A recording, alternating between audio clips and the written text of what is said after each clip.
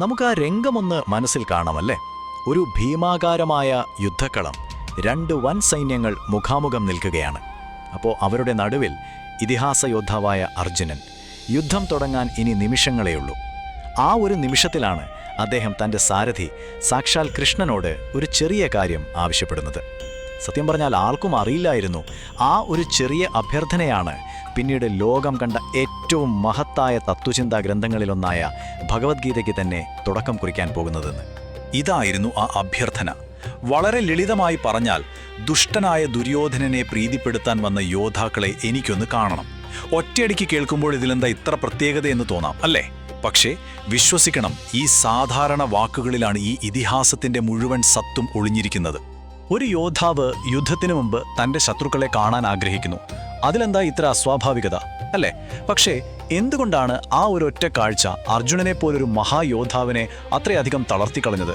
ഈ ചോദ്യത്തിൻ്റെ ഉത്തരം തേടി നമുക്ക് ആ നിമിഷത്തിലേക്ക് ഒന്നുകൂടി ആഴത്തിൽ ഇറങ്ങിച്ചെല്ലാം. അപ്പം നമുക്ക് കാര്യത്തിൻ്റെ തുടക്കത്തിലേക്ക് വരാം. അർജുനൻ്റെ ഈ അഭ്യർത്ഥനയുടെ ആഴം ശരിക്കും മനസ്സിലാക്കണമെങ്കിൽ അന്നത്തെ ആ സാഹചര്യം നമ്മൾ അറിയണം. എന്തായിരുന്നു അർജുനൻ്റെ മനസ്സിൽ? അദ്ദേഹം കൃത്യമായി എന്താണ് കാണാൻ ആഗ്രഹിച്ചത്? ഈ ശ്ലോകത്തിന്റെ യഥാർത്ഥ ശക്തി എവിടെയാണെന്നറിയാമോ? അതിലെ വാക്കുകളിലാണ് അത് ഒളിഞ്ഞിരിക്കുന്നത്. നമ്മൾ ഈ കാണുന്ന ഓരോ വാക്കും അതൊരു താക്കോല് പോലെയാണ്, അർജുനന്റെ മനസ്സിന്റെ പൂട്ടുകൾ തുറക്കാനുള്ള താക്കോലുകൾ. അപ്പോൾ നമുക്ക് ആ വാക്കുകളിലേക്ക് കടക്കാം. അവയുടെ ഉള്ളിൽ ഒളിഞ്ഞിരിക്കുന്ന അർത്ഥം എന്താണ്? ഒരു പ്രതിസന്ധി ഘട്ടത്തിൽ നമ്മൾ ഉപയോഗിക്കുന്ന ഭാഷയ്ക്ക് എത്രമാത്രം ശക്തിയുണ്ടെന്ന് നോക്കാം. നമുക്ക് ഓരോ വാക്കായി എടുത്ത് പരിശോധിച്ച് അവയുടെ ആഴത്തിലുള്ള നാടകീയമായ അർത്ഥങ്ങളൊന്ന് പുറത്തെടുക്കാം. കാരണം വാക്കുകൾ വെറും വാക്കുകളല്ല, അവയ്ക്ക് യാഥാർത്ഥ്യത്തെ തന്നെ മാറ്റിമറിക്കാൻ കഴിയും. നമ്മുടെ യാത്രയിലെ ആദ്യത്തെ താക്കോൽ ഇതാണ്: യോത്സ്യമാനാൻ. ഒറ്റവാക്കിൽ പറഞ്ഞാൽ യുദ്ധം ചെയ്യാൻ പോകുന്നവർ. ഇവിടെയാണ് നമ്മൾ ശ്രദ്ധിക്കേണ്ട ഒരു പ്രധാന കാര്യം. ഇതൊരു സാധാരണ വാക്കല്ല. ഈ വാക്ക് സൂചിപ്പിക്കുന്നത് ഇപ്പോൾ യുദ്ധം ചെയ്യുന്നവരെ എന്നല്ല, മറിച്ച് യുദ്ധം ചെയ്യാൻ തുടങ്ങുന്നവരെ എന്നാണ്. അതായത് അവർ ജീവനും മരണത്തിനും ഇടയിലുള്ള ആ നിർണായക നിമിഷത്തിൽ നിൽക്കുകയാണ്. ആക്ഷൻ തുടങ്ങുന്നതിന് തൊട്ടു മുമ്പുള്ള ആ നിമിഷം. ഇവിടെയാണ് അർജുനന്റെ യഥാർത്ഥ ഉദ്ദേശം വ്യക്തമാകുന്നത്. അവനൊരു സൈന്യത്തെയല്ല കാണാൻ ആഗ്രഹിക്കുന്നത്, വ്യക്തികളെയാണ്, തൻ്റെ മുന്നിൽ നിൽക്കുന്ന മനുഷ്യരെ. ഈ കാഴ്ച യുദ്ധം ചെയ്യാൻ അവനെ സഹായിക്കുമെന്നാണ് അവൻ കരുതുന്നത്. പക്ഷേ സംഭവിക്കാൻ പോകുന്നത് നേരെ തിരിച്ചാണ്. ഇനി നമ്മുടെ രണ്ടാമത്തെ താക്കോലിലേക്ക് വരാം: അവേക്ഷേ. അതിൻ്റെ അർത്ഥം ഞാൻ കാണട്ടെ, അല്ലെങ്കിൽ ഞാൻ നിരീക്ഷിക്കട്ടെ എന്നാണ്. ഇത് വെറുമൊരു കാഴ്ചയല്ല കേട്ടോ, ആഴത്തിൽ മനസ്സിലാക്കാനുള്ള ഒരു ശ്രമമാണ്. സത്യം തേടുന്ന ഒരാൾ ആത്മാവിനെ നിരീക്ഷിക്കുന്നത് പോലെ അർജുനൻ തൻ്റെ ശത്രുക്കളെ നിരീക്ഷിക്കാൻ ആഗ്രഹിക്കുന്നു. എന്നാൽ ആ നിരീക്ഷണം അവസാനം അവനെ തന്നിലേക്ക് തന്നെ തിരികെ കൊണ്ടുവരും, അവനെ തകർത്ത് കളയും. ഇനി നമ്മൾ കാണാൻ പോകുന്നത് വളരെ ശക്തമായൊരു വാക്കാണ്: ദുർബുദ്ധേഹേ. അതിൻ്റെ അർത്ഥം ദുഷിച്ച ബുദ്ധിയുള്ളവൻ്റെ എന്നാണ്. അപ്പോൾ ഇവിടെ അർജുനൻ ഒരു ധാർമ്മിക വിധി കൽപ്പിക്കുകയാണ്. ദുര്യോധനൻ ദുഷ്ടനാണ്, അവൻ്റെ ലക്ഷ്യം തെറ്റാണ്. ഇതിലൊന്നും അർജുനന് യാതൊരു സംശയവുമില്ല. ഇത് കാര്യങ്ങൾ എളുപ്പമാക്കേണ്ടതല്ലേ? ശത്രു ആരാണെന്നും അവൻ എന്തിനു വേണ്ടിയാണ് നിൽക്കുന്നതെന്നും വ്യക്തമാണെങ്കിൽ പിന്നെ യുദ്ധം ചെയ്യാൻ എളുപ്പമല്ലേ?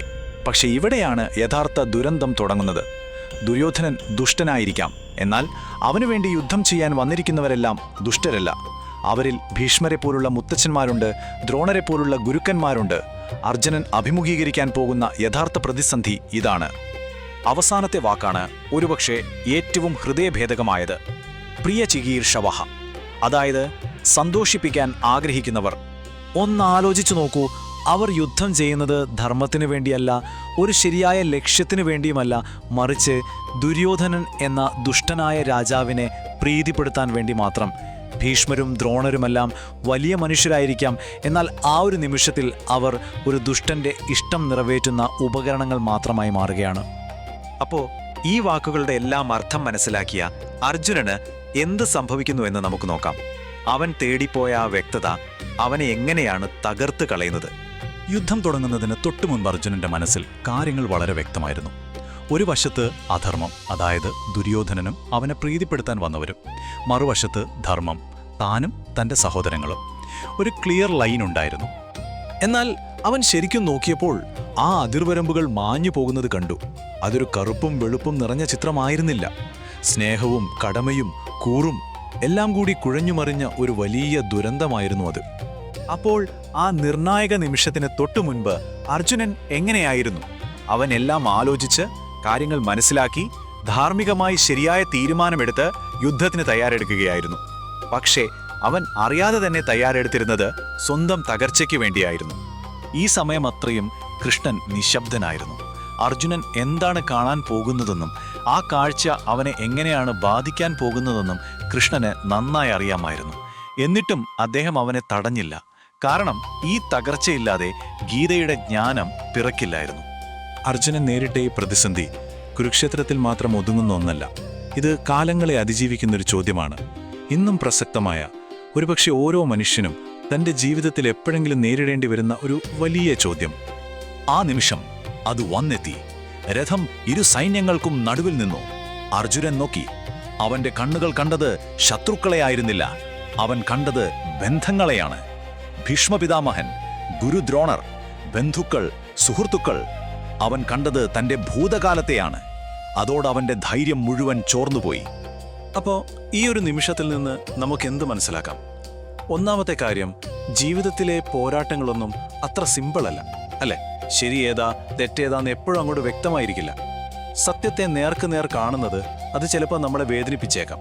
പക്ഷേ ഒരു കാര്യം ഉറപ്പാണ്, അത്തരം വലിയ തകർച്ചകളിൽ നിന്നാണ് പലപ്പോഴും യഥാർത്ഥ ജ്ഞാനം ജനിക്കുന്നത്. ഒരു പ്രതിസന്ധിക്ക് ശേഷമാണ് പലപ്പോഴും നമുക്ക് ശരിയായ വഴി തെളിയുന്നത്. കുരുക്ഷേത്രത്തിലെ രഥം നിന്നു. അർജുനന്റെ കാഴ്ച അവനെ തകർത്തു. ഇനി ചോദ്യം ഇതാണ്: നിങ്ങളുടെ ജീവിതത്തിലെ സംഘർഷങ്ങളുടെ നടുവിൽ നിങ്ങൾ നിൽക്കുമ്പോൾ ഒരു നിമിഷം രഥം നിർത്തി ചുറ്റും നോക്കിയാൽ നിങ്ങൾ എന്ത് കാണും? ശത്രുക്കളെയോ അതോ നിങ്ങൾ സ്നേഹിക്കുന്ന മുഖങ്ങളെയോ? വീഡിയോ ഇഷ്ടപ്പെട്ടെങ്കിൽ ചാനൽ സബ്സ്ക്രൈബ് ചെയ്യാൻ മറക്കല്ലേ.